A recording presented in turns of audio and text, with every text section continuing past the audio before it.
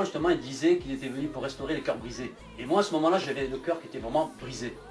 Donc, j'ai pris cette parole, je l'ai saisie, j'ai dit, ben, moi, j'ai besoin de ça. J'ai besoin qu'on m'aide. Parce que ni les hommes, ni les psychologues ne pouvaient rien faire pour moi. Tu voulais vraiment que cette parole puisse avoir du sens dans ta vie. Mais c'est ça, moi, je voulais m'approcher. Véritable et réel, quoi. Moi, je dis, Seigneur, moi, cette parole, si vraiment tu es réel, toi, tu as la capacité de me le faire, puisque tu es Dieu. Parce que quand je lisais la parole de Dieu, pour lui, rien n'est impossible. Donc, moi, je me suis accroché à cette parole. Et je me suis dit, toi seul peux m'aider, Seigneur. Et à partir de ce moment-là, j'ai mis ma vie en règle, dans la mesure de ma capacité. Je savais que je faisais telle ou telle chose qui n'était pas agréable à Dieu. À partir de ce moment-là, j'ai commencé à couper toutes ces choses. Je suis allé voir les copains, leur disant, voilà, ben ça je ne veux plus le faire, ça moi et tout. Bon, ils n'ont pas compris. Je leur ai expliqué que voilà, bon, donc je vais rencontrer Dieu, que ma vie, ben, il fallait qu'elle soit en règle par rapport à sa volonté. Bref, j'ai mis ma vie en règle et à partir de là, j'ai vu les portes s'ouvrir. À partir de là, ma vie a complètement changé. Et justement, concrètement, qu'est-ce qui a changé dans ta vie? Ce qui a changé dans ma vie, c'est énorme. Déjà, le Seigneur m'a donné déjà une nouvelle famille. Bon, j'ai 2 enfants donc, de ma première union, qui sont grands. Le Seigneur m'a fait rencontrer ma nouvelle femme, avec qui j'ai eu 3 petits garçons. Et donc pour moi, ça c'est déjà une grande bénédiction parce que moi, étant donné que j'avais été vraiment désillusionné par rapport au couple et tout ça, et j'avais une grande déchirure à ce niveau-là, je ne croyais plus vraiment à la famille, quoi. Je ne croyais plus en ça, la vérité c'est vrai que j'étais vraiment déçu. Et là le Seigneur a restauré tout ça. Non seulement il m'a donné vraiment, il m'a béni, mais en plus de ça il a vraiment réparé la douleur que j'avais dans mon cœur, cette cicatrice, cette blessure qui était là, le Seigneur l'a cicatrisée. Et ça je sais que Dieu, c'est pour ça que je sais que Dieu, à ce moment-là je savais qu'il était réel, parce que lui seul pouvait faire ça. Moi j'avais une blessure ici et personne ne le savait. Il pouvait peut-être s'en douter, mais moi seul je savais qu'elle était vraiment, que personne ne pouvait l'enlever, aucun être humain ne pouvait le faire. Et Dieu lui est allé opérer à ce niveau-là. Il m'a donné vraiment plus que ce que j'espérais. Tout ça par obéissance, parce que j'ai décidé ce jour-là de dire oui à Jésus. Je ne l'ai pas rejeté. Quand il est venu les frapper dans ma vie, j'ai ouvert la porte. J'ai pris sa parole, j'ai dit si vraiment tu es réel, ben, il faut que cette parole soit pour moi. Et tu l'as expérimenté. Je l'ai expérimenté, j'ai mis ma vie en règle devant Dieu, et à partir de là, j'ai vu vraiment le chemin s'ouvrir, et vraiment, je rends gloire à Dieu pour ça, parce que ma vie a complètement changé, quoi. Maintenant j'ai la paix, j'ai la joie, je sais qui je suis sur terre. C'est vrai qu'avant je ne me posais pas les questions, et maintenant quand je sais qui je suis sur terre, vraiment je sais d'où je viens, je sais où je vais. Je sais ce que le Seigneur a fait pour moi, je sais que Jésus c'est le chemin, la vérité et la vie. Et tout ça pour moi, ça me donne une joie, une espérance. Avant je vivais, je croyais que j'étais heureux. Mais en fait j'avais aucun but, quoi. Je me disais, il faut profiter maintenant parce qu'après il n'y a plus rien. Mais je me rends compte que maintenant, d'après ce qu'il dit la parole de Dieu, après il y a une vie après. Et je sais que maintenant, moi, quand je vais mourir, si je persévère dans ce chemin, je verrai Jésus parce que je l'ai accepté comme mon Seigneur et mon Sauveur. Et ça, ce témoignage, si vraiment je donne ce témoignage, c'est vraiment pour encourager les auditeurs qui peuvent suivre cette émission, pour leur dire vraiment qu'il y a une espérance, qu'il ne faut pas attendre d'être dans le trou, comme moi j'étais, pour pouvoir vraiment venir à Jésus. Malheureusement, on attend d'être dans le trou pour pouvoir accepter Jésus, parce que c'est la seule solution. Comme le recours à la dernière chance. Voilà, parce que moi, honnêtement, je ne crois pas que j'aurais pu aller vers Jésus si j'étais resté dans le contexte où j'étais. Mais le Seigneur a permis ça pour venir taper à ma porte ce jour-là. Et vraiment, ceux qui entendent ce message, vraiment, je les encourage à expérimenter Jésus. Et ce n'est pas une religion, ce n'est pas des traditions, ni un dogme, c'est vraiment Jésus est réel. Moi, je l'ai vécu. Moi, j'ai vu ce qu'il a fait dans ma vie. J'ai vu comment il a restauré mon cœur.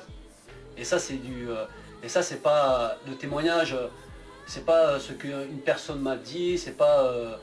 pour moi Jésus, c'est pas un homme qui m'a dit Jésus existe, même si on me l'a dit, mais moi si j'y crois, c'est parce que moi j'ai expérimenté Jésus personnellement. Donc je crois en Jésus parce que moi je l'ai expérimenté personnellement. Et ça change tout. Ce qui fait que du coup, aujourd'hui je suis dans la joie, et je sais qu'au milieu des épreuves, je sais que Jésus est derrière moi, et je sais quelle est ma destination, qui est dans le ciel. D'accord. Bien, merci Diego d'avoir c'est moi qui te remercie. Et bonne continuation à toi alors. Et merci. que Dieu te bénisse. Amen. Toi aussi.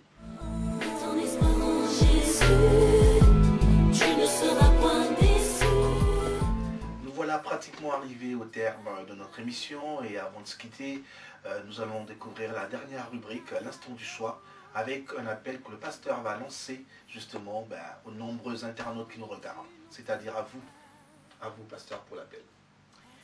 Oui, et à tous les amis qui nous regardent, dans cette période de Noël, je voudrais lancer un défi et une invitation de la part du Seigneur justement.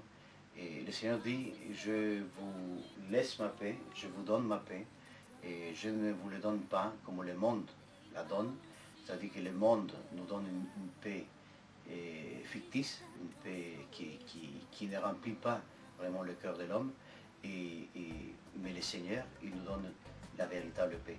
Alors, je vous invite vraiment, vous voyez, et lorsque l'armée céleste a chanté la nuit où le Seigneur est né, ils ont dit gloire à Dieu dans le lieu très haut et paix sur la terre, bienveillance envers les hommes. Cette paix sur la terre, et nous pouvons dire que lorsque ça fait presque 2000 ans ils ont chanté ça, on pourrait dire mais où est cette paix vraiment? Et pourtant, cette paix n'est pas quelque chose qui commence de l'extérieur vers l'intérieur de l'être humain, mais de l'intérieur vers l'extérieur. C'est-à-dire que le Seigneur Jésus-Christ, il est venu pour changer, pas notre environnement d'abord, pas notre société et dans les sens extérieurs, mais à nous, à chacun. Parfois, il y a des gens qui disent quand les choses vont changer, mais nous devons, nous aussi, nous poser la question, quand je veux changer, quand je donnerai une opportunité à Dieu pour qu'il change ma vie. Alors si vous avez dans votre vie vraiment cette conscience que vous avez perdu la paix, que vous voudriez être vraiment différent, que vous voudriez vous donner vous-même une nouvelle opportunité dans la vie, et vous pouvez dire au Seigneur Jésus-Christ, ouvrir la porte de votre cœur et l'accepter comme votre Seigneur et votre Sauveur. Bien sûr, pour cela, nous ne pouvons pas aller trop vite, il faut se reconnaître pécheur, il faut reconnaître que nous sommes au-delà des différences et des détails et qu'il y a des gens qui font sans doute des choses plus graves que d'autres. Nous sommes tous pécheurs, nous ne méritons pas la grâce de Dieu et pourtant il nous a tendu la main. Alors si vous êtes prêts, si vous reconnaissez que vous êtes pécheur, si vous comprenez que le péché, le salaire du péché c'est seulement la mort physique, la mort spirituelle séparée de Dieu, mais aussi la mort éternelle séparée de Dieu pour toute l'éternité. Alors, et si vous reconnaissez que l'unique remède que Dieu nous a donné, c'est Jésus-Christ, le Sauveur du monde, le Sauveur de chacun de nous, et vous pouvez lui dire aujourd'hui, Seigneur, j'ouvre mon cœur et je t'accepte dans ma vie. Alors si vous voulez faire cette prière, c'est très simple, mais si vous la faites de tout votre cœur, je vous assure que si vous persévérez, votre vie changera, et changera pour le bien. Alors vous pouvez dire avec moi, Père Céleste, je viens devant ta présence, je reconnais que je suis pécheur.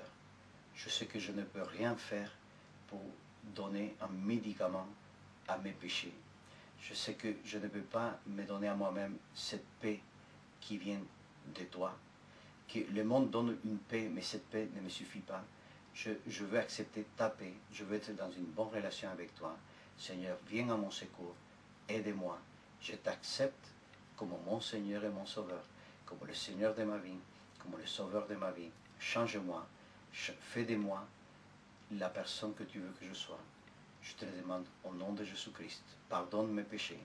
Je me répands devant toi et je t'accepte pour toute ma vie. Merci Seigneur, au nom de Jésus-Christ. Amen. Amen. Amen. C'est sur cette prière que vous avez certainement, pasteur,